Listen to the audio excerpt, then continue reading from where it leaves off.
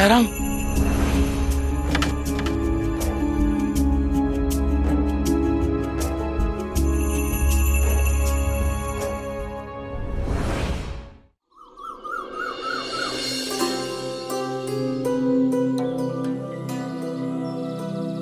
आप ऐसे निराश ना होइए काका, मैं बात करूंगा ना साई से।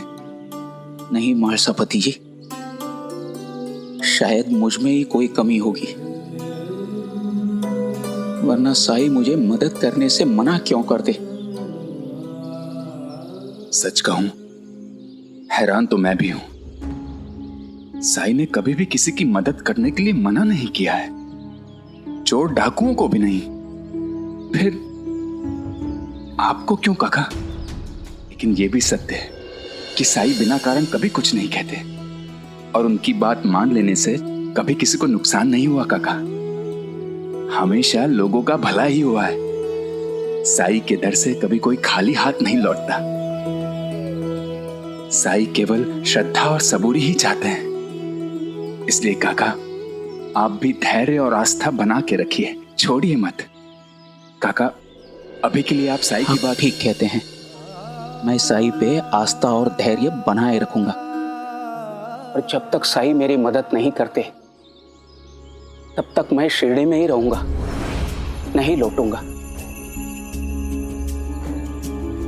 और महासपति जी, साई ने मुझे द्वारकामाई से जाने के लिए कहा है, शिरडी से नहीं। अगर साई मेरी कोई परीक्षा ले रहे हैं तो मैं भी उस परीक्षा में उत्तीर्ण होकर दिखाऊंगा।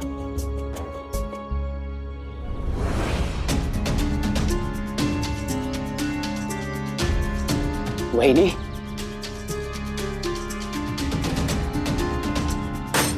नमस्कार बहनी। नमस्कार। कैसी है आप? मैं अच्छी। आइए ना, अंदर आइए। हाँ।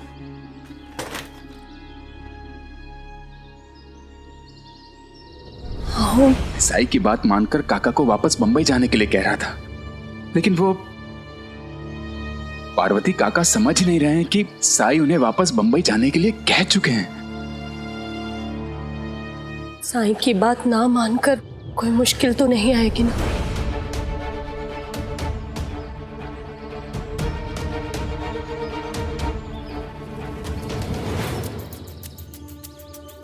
पंता जी कहाँ गए थे आप? सुनार के पास। क्यों?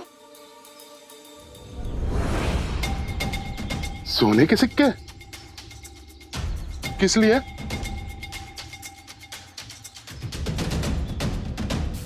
सुनो सुनो सुनो, अरे आओ, सुनो सुनो सुनो। इस बार कुलकर्णी वाड़े में जो जन्माष्टमी होगी, उस हंडी में सोने के सिक्के होंगे, बिल्कुल इसके जैसे।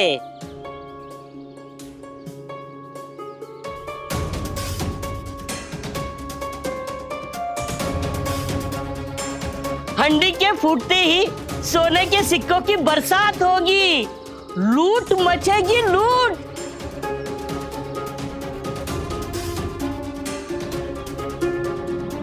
पंता जी, ऐसा है तो क्यों ना हंडी हम ही फोड़ दें और सोना हम ही क्यों ना लूट ले? ये सोना नहीं है, तांबे के सिक्के हैं।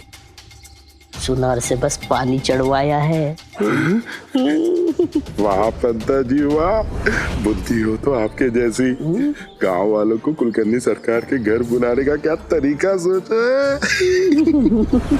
कुलकर्णी सरकार और सोने के सिक्के देंगे, ऐसा हुआ है क्या कभी? देखना, दही हंडी के दिन जरूर कोई चालाकी करेंगे। तेरी हिम्मत कैसे हुई सरकार के बारे में ऐसा बोलने की? अरे चलो चलो, हमारी जन्माष्टमी तो द्वारका माई में ही मनेगी। चलो चंदू। जो कुलकर्णी वाड़ा आकर जन्माष्टमी मनाएगा, सरकार उसका ऋण माफ कर देंगे। अरे सुनो सुनो, अरे सुनो। पंता जी, ये सब तो चले गए। पंता जी, इस बार कुलकर्णी सरकार की दही हांडी नहीं फूटी तो सरकार हमें फोड़ देंगे। अंता जी, जान बचाने के लिए कुछ ना कुछ तो करना पड़ेगा। हाँ अंता जी।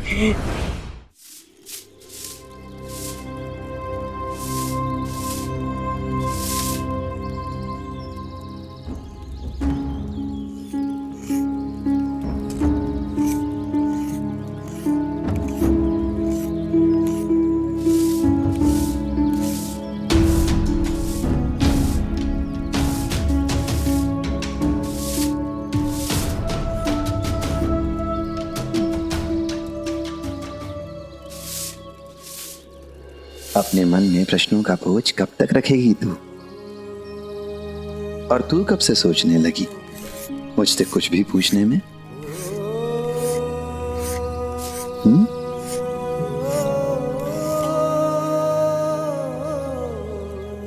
मैं जानती हूँ साईं, तुम जो कुछ भी करते हो उसके पीछे कोई कारण, कोई वजह जरूर होती है।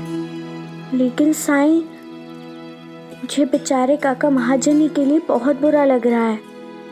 वो मालसा काका के साथ घर जा रहे थे, तब मैंने उन्हें देखा था। उनका चेहरा उतरा हुआ था साईं। मुझे पता है, तुमने मालसा काका से कहा था कि वो काका महाजनी को यहाँ आने से रोके। मैं उस दिन तुमसे पूछने वाली थी, सबके सामने नहीं पूछ पाई। मैंने कभी नहीं देखा कि तुम किसी के साथ किसी कठोरता से पेश आओ या किसी के साथ रूखा व्यवहार करो। तो फिर काका महाजनी के साथ क्यों साईं? वो अपने बेटे के लिए बड़ी उम्मीद लेकर आए हैं साईं। शमुना ताई बता रही थी कि तुम्हारे बारे में सुन के ही काका महाजनी तुम्हें बहुत मानने लगे हैं। ये आस्था तुमसे जुड़ गई है साईं, तभी तो वो बंबई से इतनी दूर यहाँ आए हैं, वो भी दफ्तर से छुट्टी लेके। एक कहानी सुनेगी? कहानी? हाँ, पर मेरे ये कहानी भी नारद जी और भगवान विष्णु अर्थात नारायण की है। जैसा कि सभी जानते हैं कि नारद जी नारायण नारायण का जाप करते हुए तीनों लोकों में घूमते रहते हैं। ऐसे ही एक दिन घूमते घूमते वो वैकुंठ अर्थात विष्णुलोक पहुंचे और विष्णुलोक पहुंचकर नारद जी ने नारायण से प्रश्न किया कि प्रभु, तीनों लोकों में आपका सबसे बड़ा भक्त कौन है? नारद जी अपना नाम सुनना चाहते थे, पर भगवान विष्णु ने पृथ्वी की ओर इशारा करते हुए कहा कि मेरा सबसे बड़ा भक्त वो किसान है, वो जो खेत में काम कर रहा है। इस पर नारद जी को बहुत आश्चर्य हुआ और ये जानने के लिए कि वो किसान ऐसा क्या करता है जिसके कारण स्वयं नारायण उसे अपना सबसे बड़ा भक्त बता रहे हैं, वो जल्दी से पृथ्वीलोक पर उस किसान के पास पहुंच गए और उसकी दिनचर्या जानने का प्रयास करने लगे।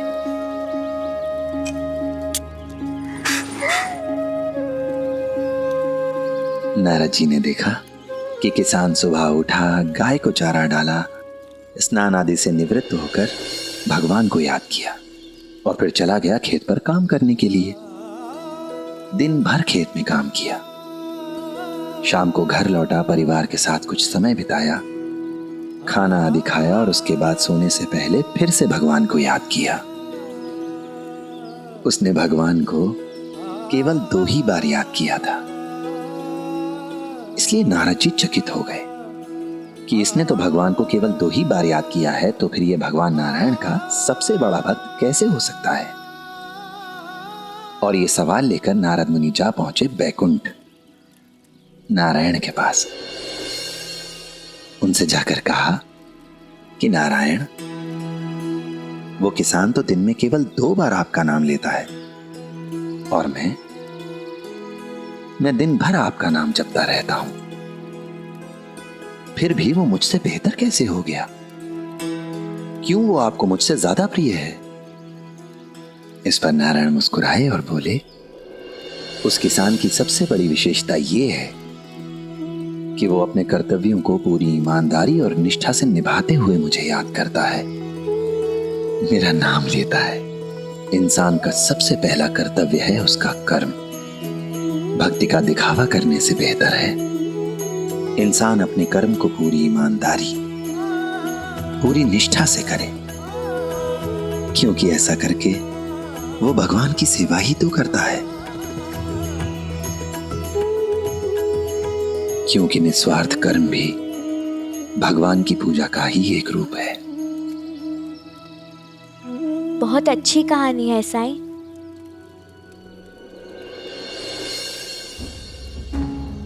लेकिन साईं, तुमने मेरे सवालों का जवाब ही नहीं दिया। तुम काका महाजनी को वापस क्यों भेजना चाहते थे? क्या तुम उनके बेटे को ठीक नहीं करोगे?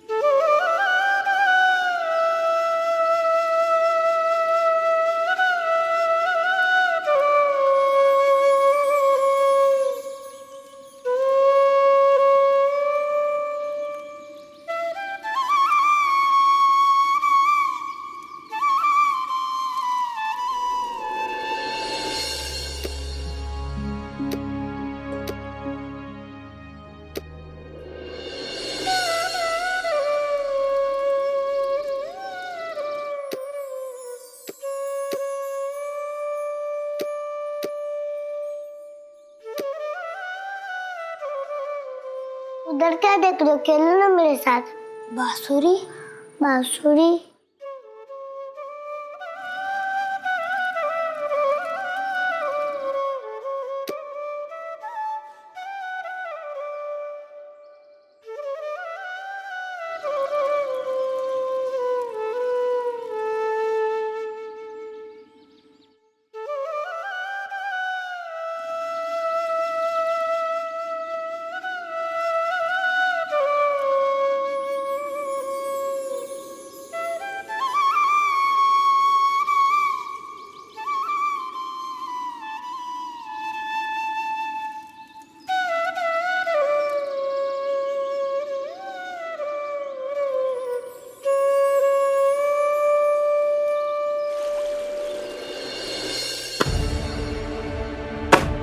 ये क्या है अनंत? 2 दिन पहले दिया था ना ये तुम्हें, पूरा तो नहीं किया, और जितना किया उसमें इतनी सारी भूल चूक। एक बही खाता नहीं संभाल सकते तुम? एक बहुत बड़े निविदा के लिए चाहिए था मुझे सब। अब मुंह क्यों देख रहे हो मेरा? मैं जानता हूं मैंने आपको निराश किया है, लेकिन पूरे दफ्तर का काम अकेले ही संभालना पड़ता है सेठ जी। रात रात भर जागता हूं पूरा काम निपटाने के लिए, और दिन भर नींद से लड़ता हूं। हो सकता है इसी कारण से कोई गलती हो गई हो। अकेले क्यों काम कर रहे हो? वो काका महाजनी को क्या हो गया? 15 दिन की छुट्टी लेकर गए हैं घूमने। मैंने बहुत समझाया कि अभी ना जाओ, काम बहुत है, पर वो ठहरे अपनी मर्जी के मालिक। बोले काम वाम तो चलता रहेगा, ये घूमने फिरने की उम्र है। अब भैंस के आगे बीन बजा के कहां कुछ होता है। मैं तो बड़ा मेहनती इंसान समझता था उनको, ऐसा बोल के छुट्टी पे चले गए। सुन के बहुत निराशा हो गई मुझे। ठीक है, आने दो उन्हें, उनसे अब मैं निपटूंगा। जी सेठ जी।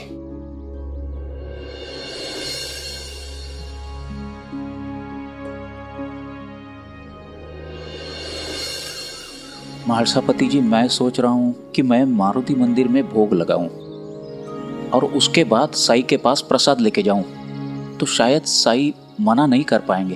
दयाराम! दयाराम! क्या हुआ? वो घर पर नहीं है। घर पर नहीं है? फिर कहाँ गया? मैं रसोई में थी और मुझे लगा कि वो मार्तंड के साथ खेल रहा है, लेकिन जब बाहर आकर देखा तो मार्तंड अकेला था। उससे मैंने पूछा भी तो उसने कहा कि वो भी दयाराम को ढूंढ रहा है। पता नहीं कहाँ चला गया। पार्वती यहीं आसपास गया होगा, मिल जाएगा। काका आप बिल्कुल मत घबराइए, शिरडी में उसे कोई खतरा नहीं है। नहीं महासभापति जी, आज तक मैंने उसको कभी अकेला नहीं छोड़ा। दयाराम, दयाराम काका, पार्वती दयाराम, काका, दयाराम, काका मेरी बात तो सुनिए।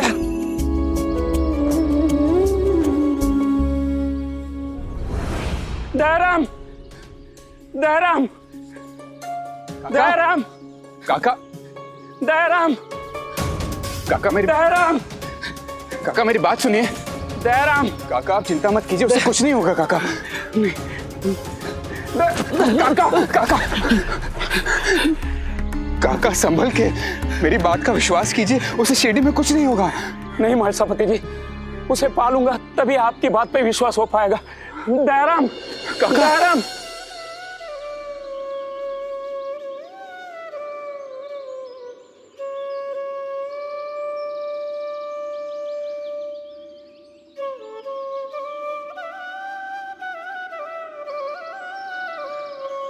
बांसुरी का आवाज, ये तो साई हो सकते हैं। चलिए काका, ये बांसुरी का स्वर हमें द्वारकामाई बुला रहा है। चलिए।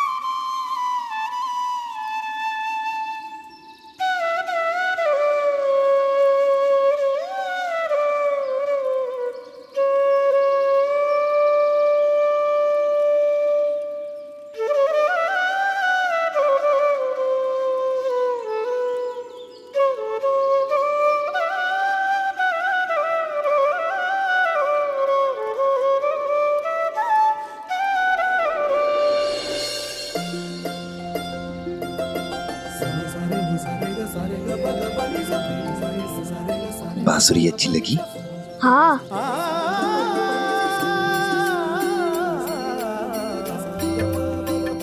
ले लो।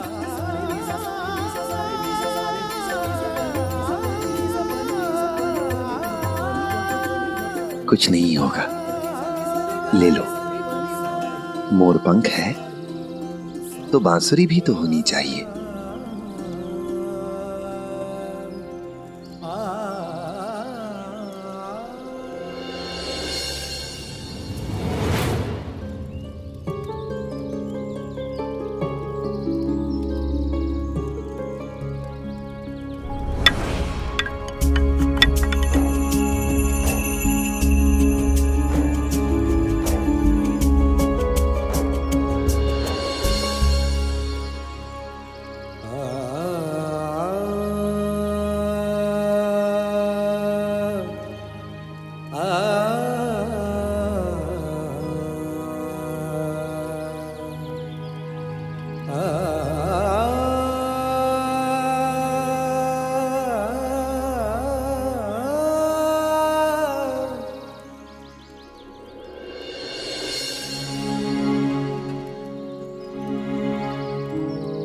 इसे ऐसे पकड़ते हैं और यहां से फूंकते हैं। ये लो।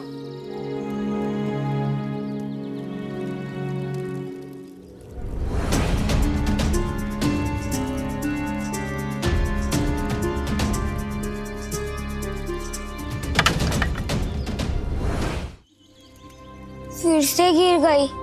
तो उठा लो। उठाओ।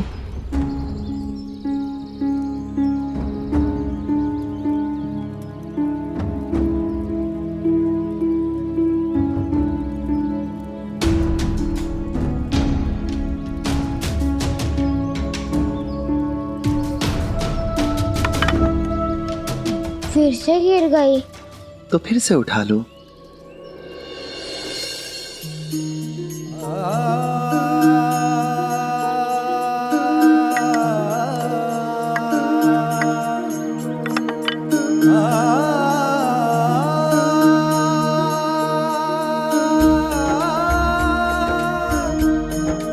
अगर तुम इसे बजाओगे तो मैं तुम्हें एक अच्छी धुन सिखाऊंगा। बजाओगे ना?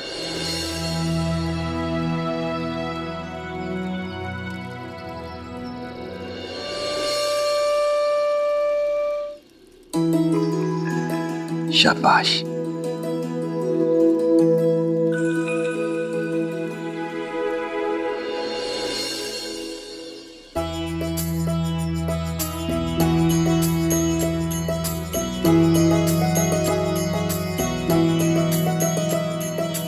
दयाराम,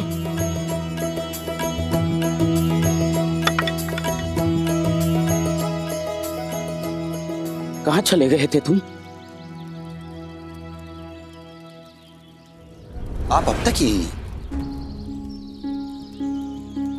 मैंने कहा था ना शिरडी से जाइए।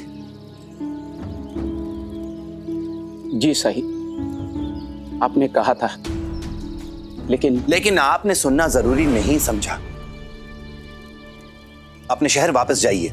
सही, आप क्यों मुझे ऐसे धुतकार रहे हैं? क्या भूल हुई मुझसे? मालसापति जी तो कहते हैं कि आपने चोर डाकुओं के साथ भी ऐसा नहीं किया, उन्हें शरण दी, तो क्या मैं उनसे भी बुरा हूं? मालसापति जी, मैंने आपसे कहा था ना इन्हें यहां मत बुलाइए। आपने बुलाया, फिर मैंने आपसे कहा इन्हें वापस भेज दीजिए, तो फिर ये अभी तक यहां क्यों है? साईं, कृपा करके मेरे साथ ऐसा मत कीजिए। बड़ी आस लेकर आया हूं यहां इतनी दूर से। मालसापति जी, इनके वापस जाने का इंतजाम कीजिए।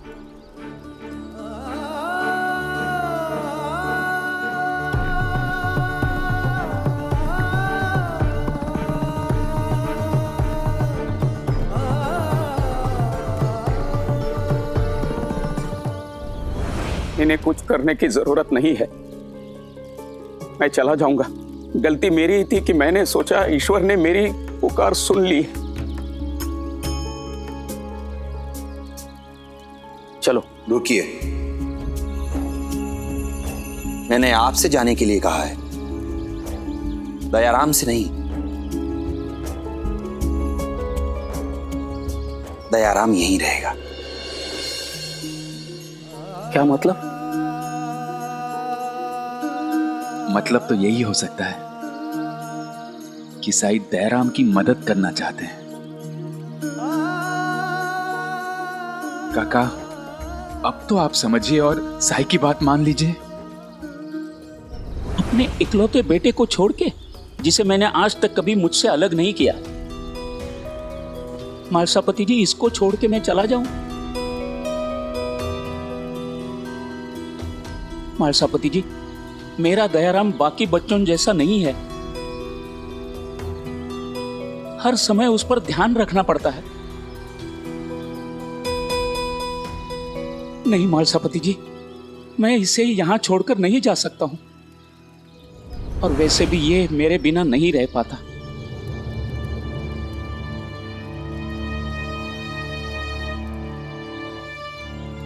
चलो।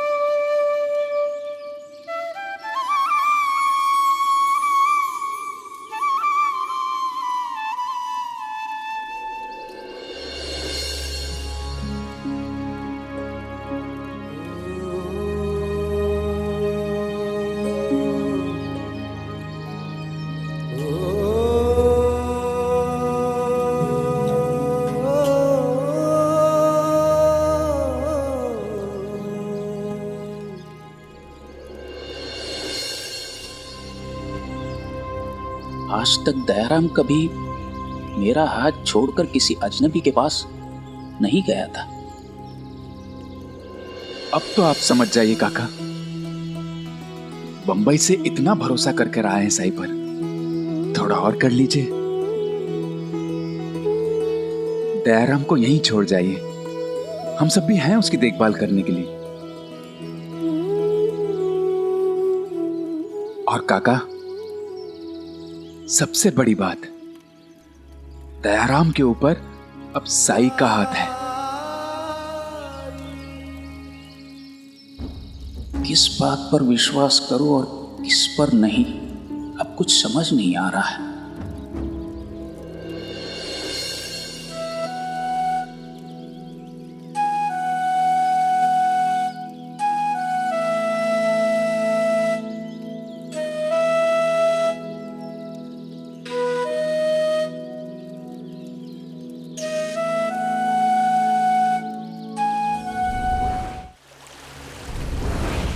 दयाराम को अकेला छोड़ा है? हे भगवान, इसके पहले हमने कभी अपने पड़ोसियों के यहाँ भी दयाराम को अकेला नहीं छोड़ा, और आज आप उसे इतने मील दूर शिरडी में छोड़ा है। एक बार भी सोचा नहीं आपने?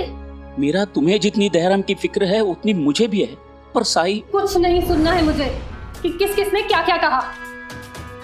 आज तक आप दयाराम को लेकर अपनी मनमानी करते आए हैं। न जाने दयाराम को कितने ही साधु, फकीर, हकीम, वैद्य के पास ले गए, लेकिन कोई फायदा नहीं हुआ। हमारी सारी बचत उसमें खर्च हो गई, लेकिन मैंने आपको कभी रोका टोका नहीं, क्योंकि ये सब आप दयाराम की भलाई के लिए कर रहे थे। लेकिन उसे हमसे इतनी दूर अकेला छोड़ देने में क्या भलाई हो सकती है उसकी? मीरा, हमें उसे फौरन वापस लाने जाना है, बस अभी जाना है। आप मेरे साथ चलते हैं तो ठीक है, वरना मैं अकेली चली जाऊंगी। मैं किसी भी सूरत में अपने बेटे को अकेला नहीं छोड़ूंगी। मीरा, तुम। नमस्कार काका। अरे बाला, तुम? शुक्र है भगवान का कि आप आ गए। चलिए दफ्तर, जल्दी चलिए। क्या हुआ बाला, क्या बात है? सेठ जी पिछले कुछ दिनों से आपको रोज याद कर रहे हैं।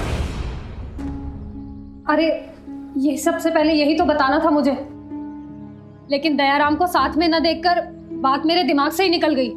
ये रोज आ रहे हैं पूछने कि आप आए या नहीं।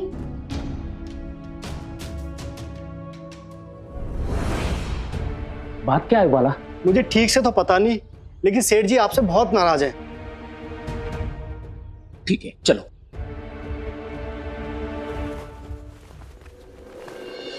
मैंने पहले ही कहा था, मत जाइए शिरडी, मत जाइए। एक परेशानी कम थी जो दूसरी आ गई। इधर सेठ जी नाराज हो गए, उधर बेचारा दयाराम अकेला है। पता नहीं क्या होगा अब।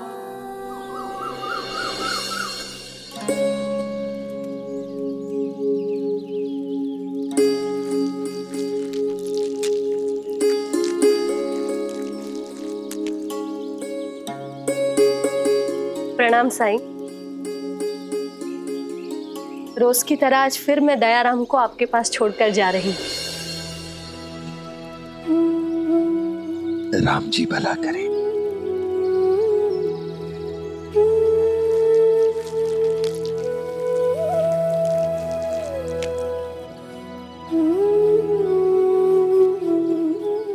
बताओ, आज क्या करना चाहते हो दयाराम?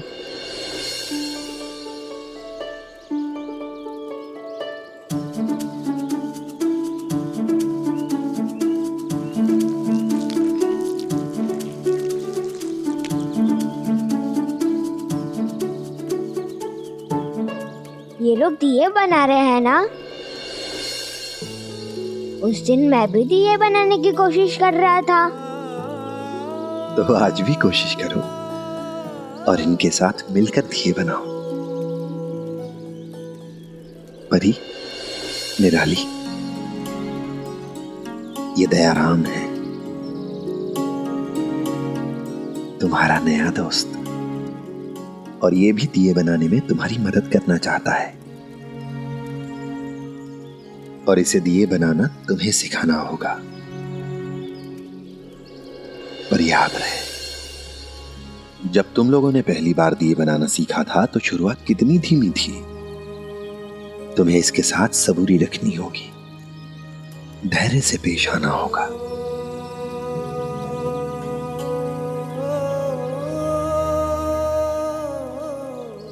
जी साईं, दया को हम सबूरी के साथ सिखाएंगे।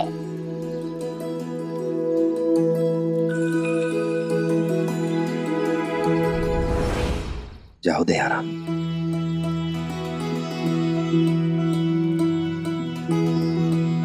दयाराम, क्या तुम बाहर से थोड़ी गीली मिट्टी लेकर आओगे?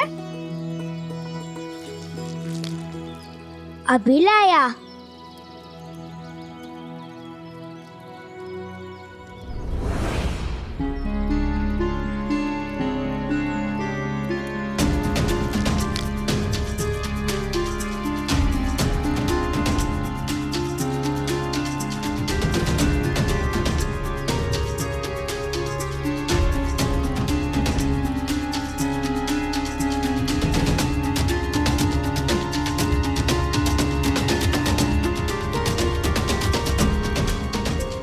ये क्या? तूने तो सारी मिट्टी नीचे गिरा दी दयाराम। मिट्टी तो है, इसमें क्या फर्क पड़ता है? हमारे पास मिट्टी की कमी है क्या? आ दयाराम, हम तुम्हें सिखाते हैं कि दिए कैसे बनाए जाते हैं।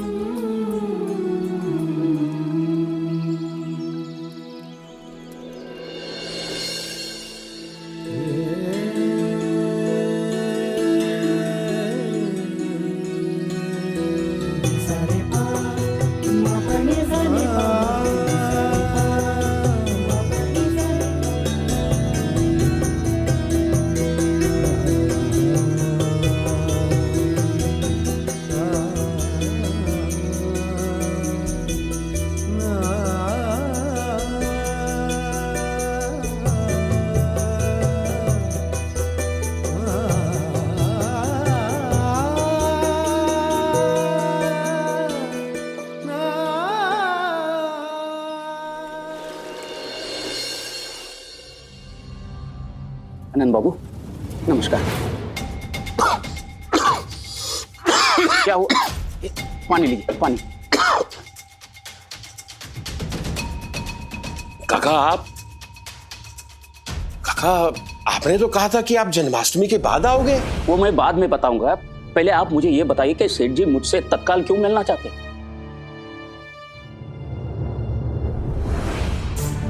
अगर काका को सेठ जी से मिलने दिया तो मेरा भेद खुल जाएगा। सेठ जी के आने से पहले इसे यहां से चलता करना होगा मुझे। काका, आपने आने में बहुत देर कर दी। सेठ जी आपकी राह देख रहे थे, फिर निराश होकर चले गए। सेठ जी को किसी आवश्यक कार्य से बाहर जाना था। जाने से पहले सेठ जी ने आपको नौकरी से निकाल दिया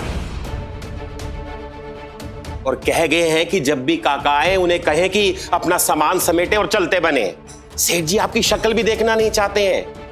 क्या ऐसा किया क्या है मैंने? काका, सेठ जी आपसे बहुत नाराज है। एक तो काम आपने ठीक से नहीं किया, ऊपर से ऐसे समय पे आपने इतनी लंबी छुट्टी ले ली जब दफ्तर में आपकी जरूरत थी महत्वपूर्ण कार्य के लिए। काका, मैंने पहले भी आपको सेठ जी के काम के बारे में बताया था, लेकिन आपने मेरी एक भी नहीं सुनी। काका, अब जो हो गया सो हो गया, इसमें मैं कुछ नहीं कर सकता। देखो काका, अब आप जाओ।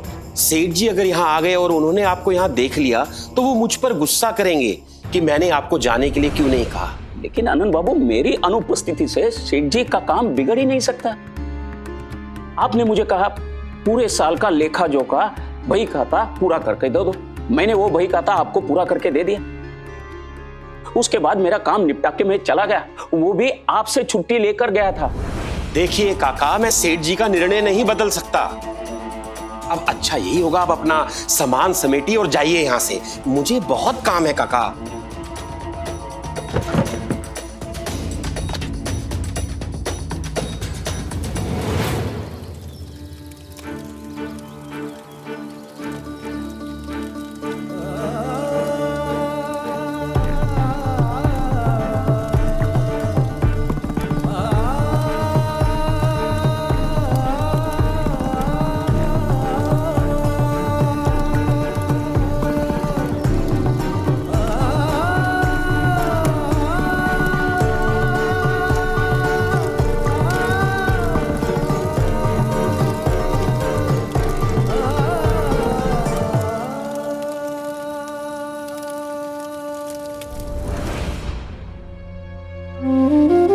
पता नहीं अनजाने में क्या पाप हुआ है मुझसे, जो इन दिनों मेरा इतना बुरा वक्त चल रहा है। बहुत आस लेकर गया था साई के पास, और उन्होंने अपमानित करके बंबई भेज दिया मुझे, और यहाँ आया तो नौकरी गई। उधर मैंने दया को अकेला छोड़ दिया है, पता नहीं वो किस हाल में होगा। मैं ना घर का रहा ना घाट का, अब क्या करूंगा मैं?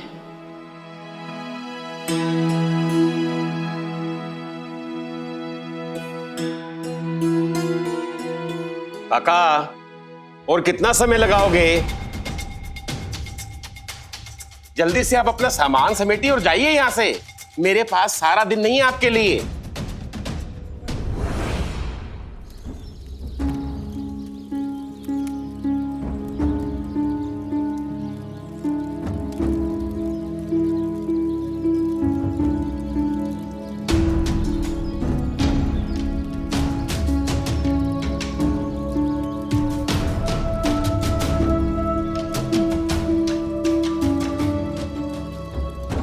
क्या हुआ साई?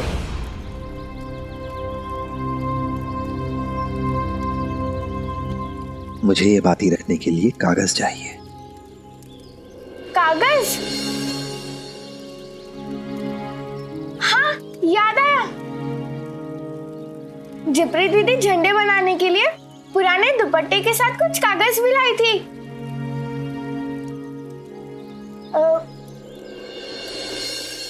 उस पोटली में। मन में साई के क्या है कौन जान पाए। ओम साई ओम साई ओम साई ओम। आ जा रहे हो?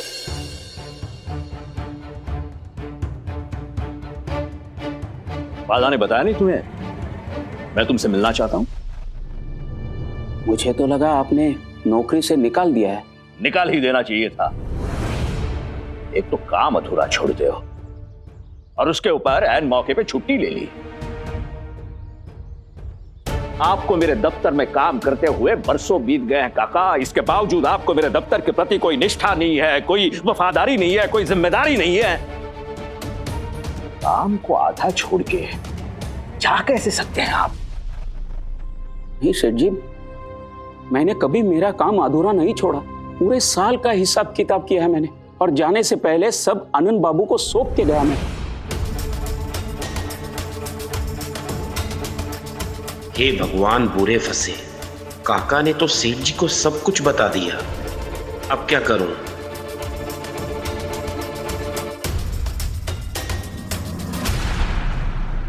एक तो काम चोरी और ऊपर से झूठ। काका, आपने 1 साल क्या 1 महीने का बही खाता भी ठीक से पूरा नहीं किया है ना मुनीम जी? जी सेठ जी। ये सच नहीं है अनंत बाबू। अनंत बाबू, आप तो जानते हैं कि मैंने पूरी रात जागकर उन बही खातों को पूरा किया था, और जाने से पहले अनंत बाबू ने उसे जांचा भी था। उन्हें कोई गलती नहीं मिली थी। ये सब झूठ है सेठ जी। काका झूठ बोल रहे हैं।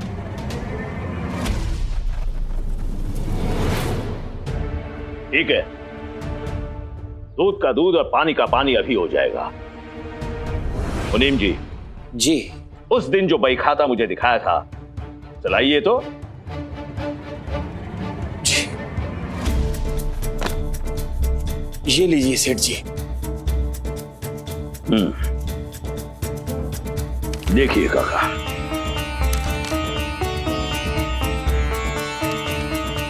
देखिए पूरी है ये। माफ कीजिएगा सेठ जी, ये मेरी लिखाई नहीं है। आनंद बाबू, मैंने आपको सारी बही खाता दी थी जिसमें पूरे साल का हिसाब किताब लिखा था। आखिर आप झूठ क्यों बोल रहे हैं? काका, आप मुझे झूठा ठहरा रहे हैं? काका, आपने मुझे यही बही खाता दिया था, और आप काका ये कैसे भूल गए कि मैंने आपकी कितनी गलतियां छुपाई हैं आपके बेटे पे तरस खाके? और आज आपकी नौकरी पे बनाई तो आप मुझ जैसे शरीफ आदमी पे इल्जाम लगा रहे हैं। शर्म आनी चाहिए आपको काका महाजनी। अपनी गलती का दोष दूसरों पर डाल रहे हो।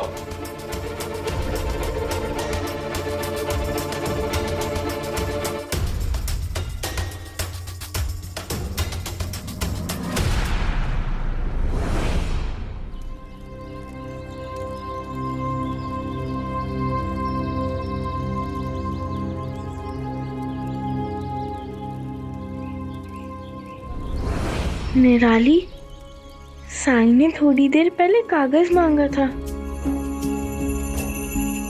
और जब बताया तो वो ले ही नहीं रहे। पता नहीं किस सोच में गुम है।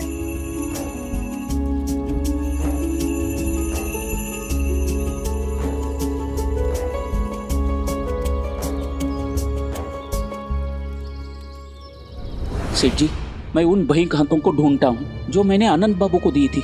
यही दफ्तर में कहीं होनी चाहिए। रुको,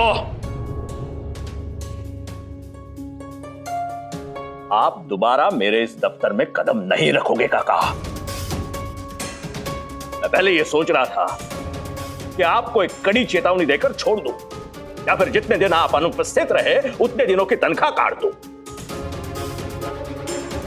लेकिन नहीं, मैंने ये प्रत्यक्ष देखा है कि आप अपने दोष दूसरों पर मढ़ते हो और एक के बाद एक झूठ बोलते हो। इससे यही सिद्ध होता है कि आप सिर्फ कामचोर ही नहीं बल्कि एक बुरी प्रवृत्ति के इंसान हैं आप।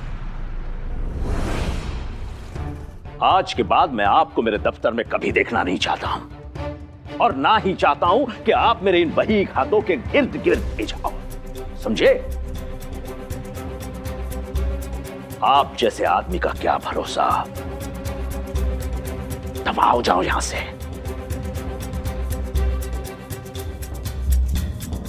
जैसे आप कहे सेठ जी, मेरी निर्दोषिता साबित करने के लिए मेरे पास कोई साक्ष्य नहीं है, ना ही कोई सबूत है इस समय। इसलिए जा रहा हूं यहां से।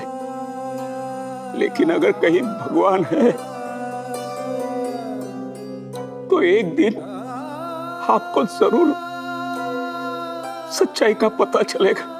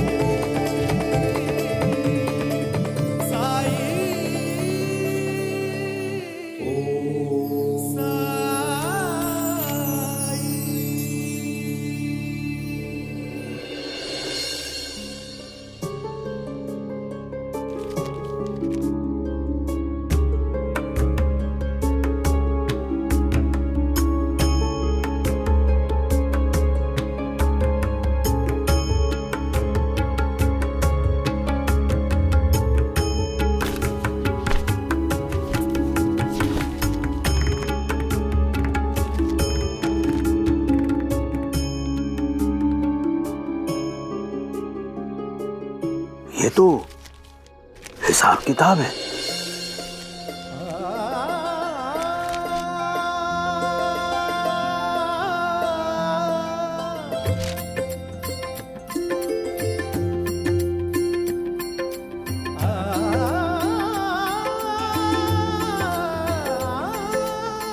यही तो देकर गया था मैं आनंद बाबू को। ये मेरी लिखाई है सेठ जी।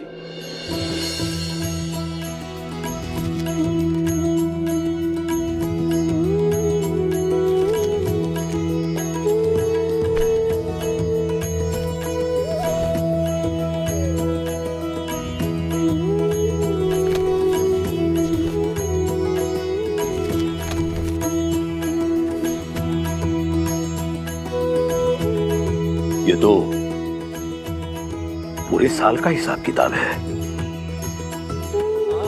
और 16 आना सही भी है। मुझे एक बात बताइए काका, आपने पूरे साल का हिसाब क्यों दुरुस्त किया? मुझे तो बस इसी महीने का हिसाब चाहिए था। आनंद बाबू ने कहा था कि अगर तुम्हें छुट्टी चाहिए तो जाने से पहले मुझे पूरे साल का काम करना होगा।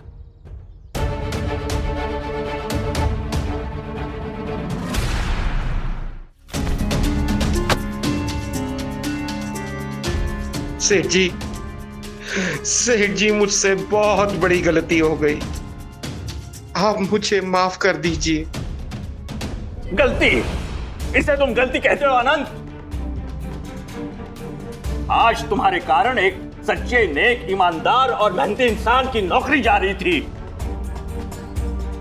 हमारे पास आने वाला एक नया काम हमारे हाथों से निकल रहा था। बस हो गया आनंद, मैं अभी इसी वक्त तुम्हें इस नौकरी से बर्खास्त कर रहा हूं। नहीं सेठ जी, क्षमा कर दीजिए। काका, काका आप मुझे माफ कर दीजिए काका। काका अब मुझे एहसास हुआ कि किसी की नौकरी जाना कैसा होता है। क्षमा कर दीजिए काका।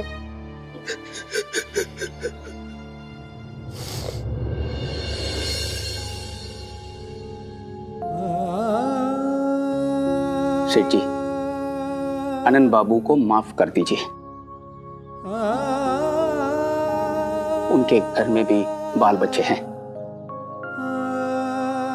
और मैं नहीं चाहूंगा कि मेरे किसी दुश्मन को भी उस निराशा, उस मायूसी को महसूस करना पड़े जो थोड़ी देर पहले मैं कर रहा था।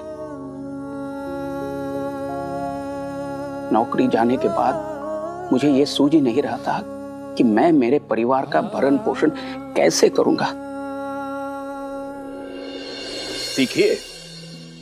सीखिए इनसे कुछ। मैं तुम्हें नौकरी से नहीं निकालूंगा, लेकिन तुम्हारी गलती का एहसास तुम्हें कराना बहुत जरूरी है। आज से तुम्हें काका महाजनी के हाथ के नीचे काम करना होगा।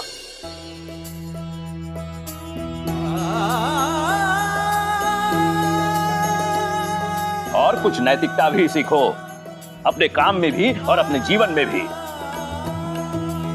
आज से हमारे इस दफ्तर के नए मुनीम जी होंगे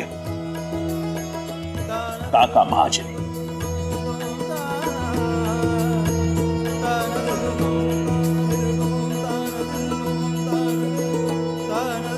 काका, आपने अपनी छुट्टी के लिए बहुत मेहनत की है और मुझे विश्वास है कि आपकी ये मेहनत जाया नहीं जाएगी। अब मुझे निश्चित रूप से वो निविदा भी मिलेगी। अब आप जाइए काका, कुछ समय अपने परिवार के साथ बिताइए।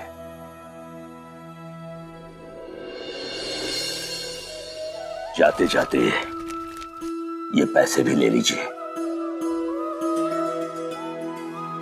सेठ जी, नहीं, कोई एहसान नहीं है ये पारिश्रमिक है जो ज्यादा वक्त आपने काम किया उसका। ले लीजिए।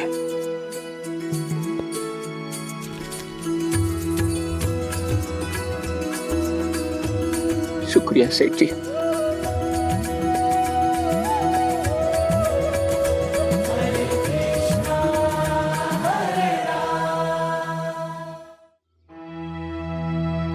काका, आप मुझे क्षमा कर दीजिए।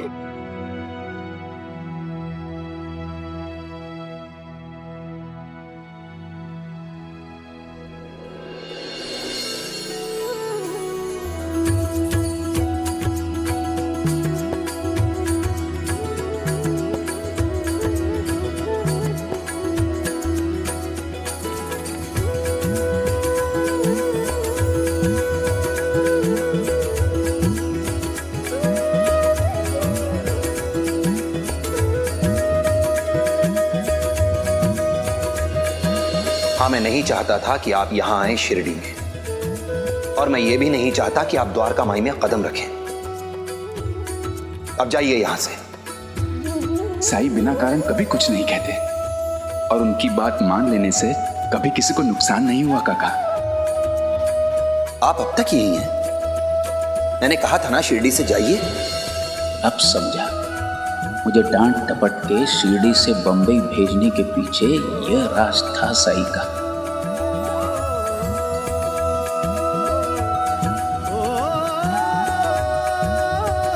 धन्य है आप साई।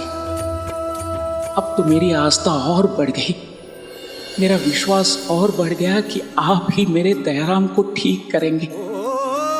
जब कठिनाई छाई तू ही याद आया, भटके राही को तूने रास्ता दिखाया, तूने भक्तों का बेड़ा पार लगाया।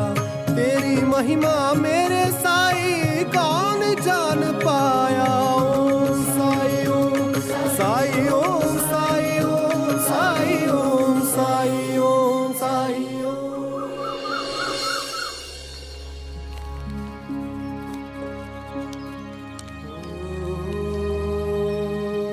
बच्चों, जल्दी जल्दी हाथ चलाओ।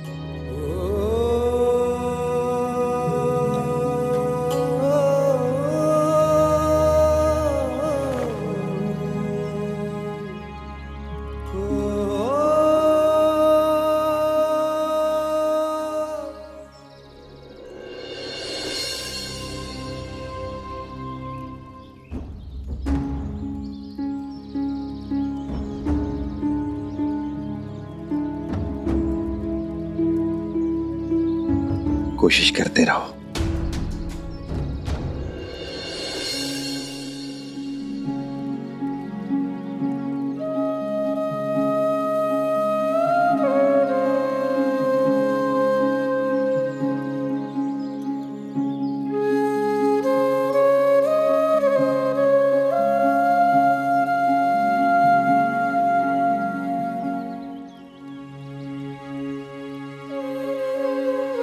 दया की मदद करे।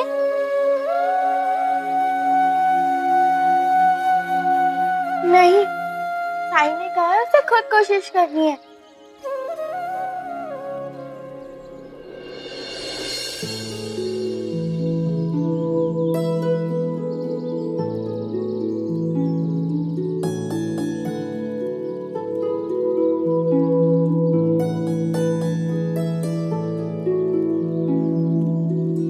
मैंने ठीक ठीक दिए बनाए हैं ना।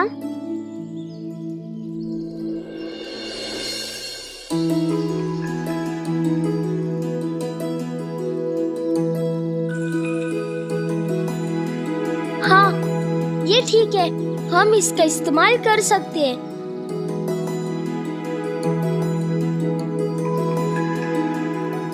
जाओ, इसे बाद दूसरे दियों के साथ सूखने के लिए रख दो।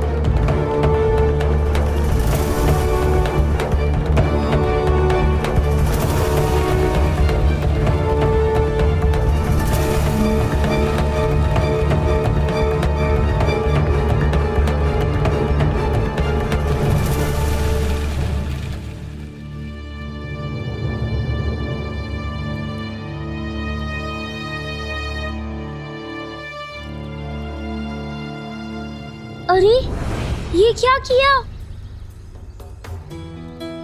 सारे दिए तोड़ दिए। कितनी मेहनत से बनाए थे। थोड़ा ध्यान से रखना चाहिए था ना। अब फिर से बनाने पड़ेंगे। हाँ, 2 दिन में जन्माष्टमी है। द्वारका माई को हम दियों से पूरा भरना चाहते थे, अब कैसे पूरा होगा?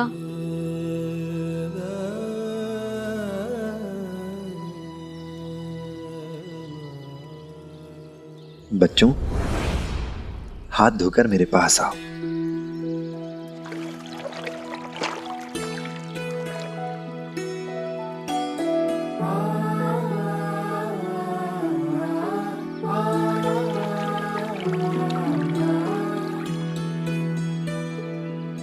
बैठो।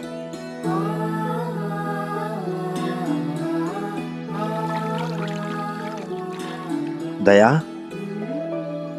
तुम भी यहाँ आओ।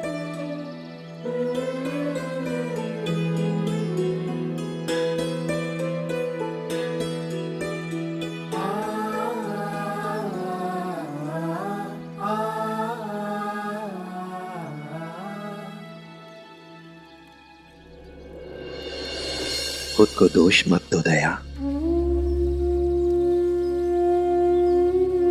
दयाराम, तुम्हारी मंशा अच्छी थी, मैं जानता हूं।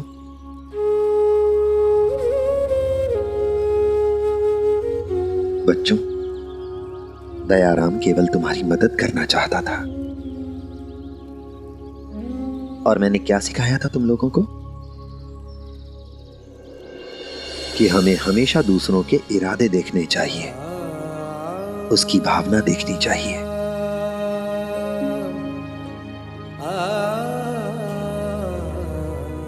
अच्छा, एक बात बताओ, अगर हम खाना जमीन पर फेंकें तो क्या ये ठीक है? नहीं साईं, बिल्कुल नहीं। भोजन बर्बाद करना नहीं चाहिए। अन्न का अपमान है। भगवान जी को ये बात अच्छी नहीं लगती। अच्छा, और अगर हम खाना जमीन पर पशु पक्षियों को खिलाने के लिए फेंकें तो? नहीं साईं, वो तो हम किसी की मदद करने के लिए जमीन पर डाल रहे हैं। ये इनका अपमान थोड़ी हुआ, ये तो हम अच्छे काम के लिए खाना जमीन पर डाल रहे हैं।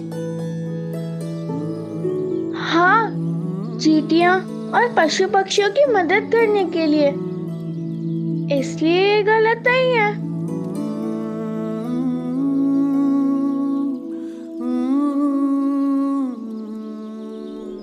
हम समझ गए साईं।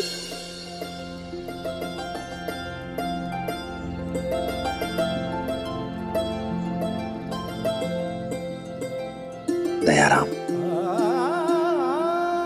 घबराओ नहीं, कोशिश करते रहो और तब तक करते रहो जब तक कि तुम कामयाब नहीं हो जाते। कौन जाने द्वारका माई जन्माष्टमी पर इस बार तुम्हारे ही बनाए दियों से रोशन हो।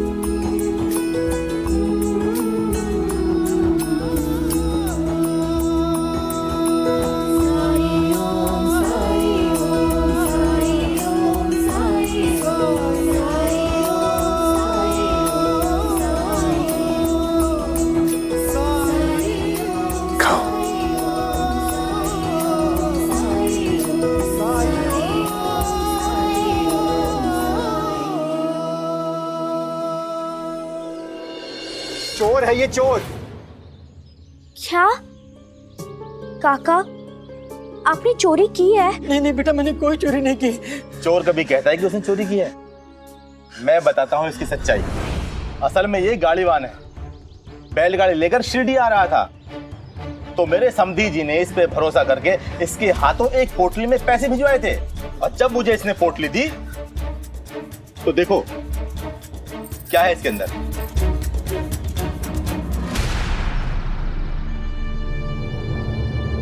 तुकाराम ने मुझे ये पोटली देकर मुझे मूर्ख बनाया है। ये तो शुक्र है भगवान का कि मैंने पोटली समय पर देख ली। झूठ है ये, मैं अपनी आई की कसम खा के कहता हूँ, मैंने कोई पैसे चोरी नहीं किए। अरे मैंने तो पोटली खोलकर भी नहीं देखी। मूर्ख समझा है हमें। लेकिन ये अपनी आई की कसम झूठी क्यों खाएंगे? चोरों की कसमें सब झूठी होती है। अगर आप मेरी बात मानेंगे तो ऐसा करते हैं, हम साईं के पास चलते हैं। ठीक है। देखा साईं का करिश्मा। तुम चाहती थी ना कि मुझे तरक्की मिले, तो लो मेरी पदोन्नति हो गई। मेरा अब मैं मुनीम हूं अपने दफ्तर का। लेकिन मैं तो आपको मना ही कर रही थी जाने से। अगर आप नहीं भी चाहते तो भी ये तो होना ही था। मीरा, तुम समझ नहीं रही हो। मेरे यहाँ न होने के कारण ही आनंद बाबू ने उनकी गलतियों का सारा दोष मुझ पर डाल दिया और सेठ जी की नजर में मुझे गलत साबित कर दिया। अगर मैं यहाँ होता तो आनंद बाबू ये सब कुछ नहीं कर पाते और ना ही सेठ जी उनका झूठ पकड़कर मेरी मेहनत का, मेरी निष्ठा का प्रमाण देख पाते। सच कहूं मीरा, उन बही खातों का समय पर मिलना ही साईं का चमत्कार है। मीरा, तुम अभी भी साईं पर विश्वास क्यों नहीं कर पा रही हो? क्योंकि इससे कहीं ज्यादा चिंता मुझे अपने बेटे की है। आप जाइए और मेरे दयाराम को वापस ले आइए। पता नहीं वो वहां किस हाल में होगा। नहीं मीरा, अब मुझे दयाराम की बिल्कुल चिंता नहीं है।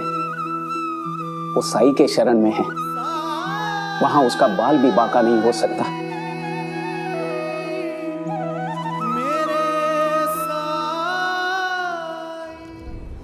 धार्मिक वीडियो सबसे पहले देखने के लिए हमारे चैनल को सब्सक्राइब करें और बेल आइकन दबाएं।